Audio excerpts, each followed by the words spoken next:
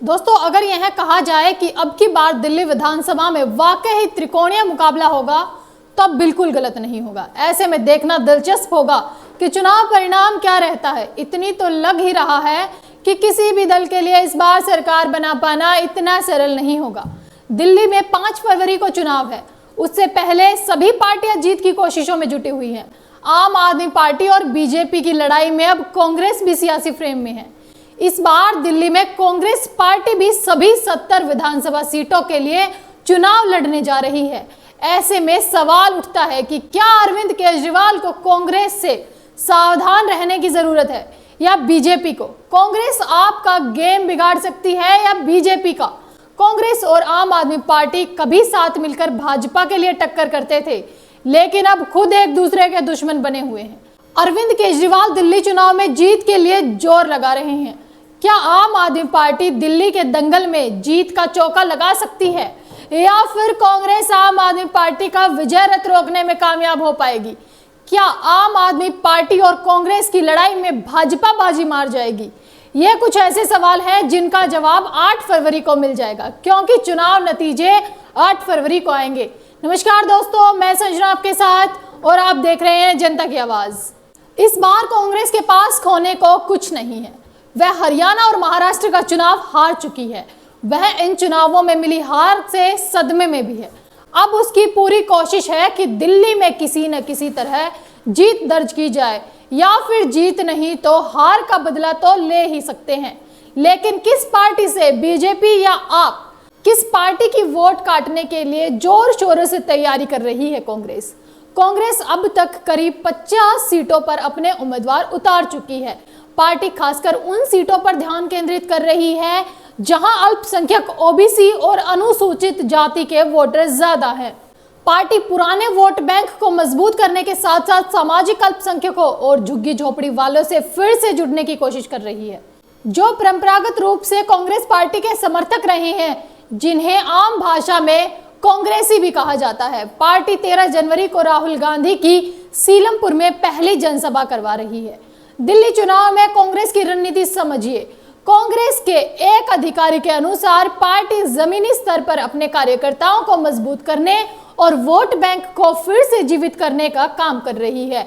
साथ ही पार्टी सामाजिक अल्पसंख्यकों और झुग्गी झोपड़ी में रहने वालों से दोबारा जुड़ने की खास कोशिश कर रही है। ये लोग परंपरागत रूप से कांग्रेस के वफादार समर्थक रहे हैं, जिन्हें पहले आम भाषा में कांग्रेसी भी कहा जाता था। कांग्रेस नेता ने बताया कि मुस्तफाबाद, सीलमपुर, ओखला, बाबरपुर, चांदनी चौक, मटियाला महल, बलीमारान और गोकुलपुरी जैसे अल्पसंख्यक बहुल इलाकों में हमेशा हमारा समर्थन किया गया है। उन्होंने आगे कहा कि पिछले विधानसभा और लोकसभा चुनाव में हमें इन इलाकों से काफी वोट मिले थे। ज्यादातर सीटों पर हमने अपने उम्मीदवार पहले ही घोषित कर दिए हैं, ताकि लोगों को हमारी पार्टी की गारंटियों के बारे में अच्छी से पता चल जाए। 13 जनवरी को दिल्ली के चुनावी मैदान में उतरेंगे राहुल। पार्टी ने गुरुवार को राहुल गांधी की 13 जनवरी को सीलमपुर में पहली जनसभा की भी पुष्टि की है। कांग्रेस ने सीलमपुर सीट से पूर्व आप विधायक अब्दुल रहमान को टिकट दिया है, जबकि पूर्व कांग्रेस सरकार के मंत्री हारून यूसुफ बलीमारान से चुनाव लड़ेंगे। मुस्तफाबाद से अली मेहंदी कांग्रेस के उम्मीदवार हैं। मटियाला महल से दिल्ली के पूर्व आप मंत्री असीम अहमद खान और बाबरपुर विधानसभा क्षेत्र से पूर्व आप विधायक मोहम्मद इशराक खान कांग्रेस से टिकट पर चुनाव लड़ रहे हैं। कांग्रेस ने जे क्लस्टर के निवासियों से भी संपर्क बढ़ाया है और उनकी समस्याओं के समाधान का आश्वासन दिया है। पार्टी के एक अधिकारी ने कहा कि ये इलाके सालों से अविकसित हैं और यहाँ साफ सफाई की उचित व्यवस्था नहीं है। उन्होंने आगे कहा कि आपके वादों के बावजूद इन इलाकों में पानी की सप्लाई अनियमित है।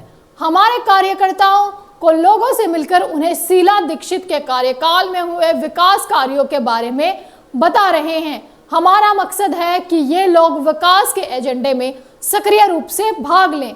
पार्टी उन सीटों पर भी ध्यान दे रही है जहां पिछले चुनाव में उसे दहाई अंक में वोट मिले थे।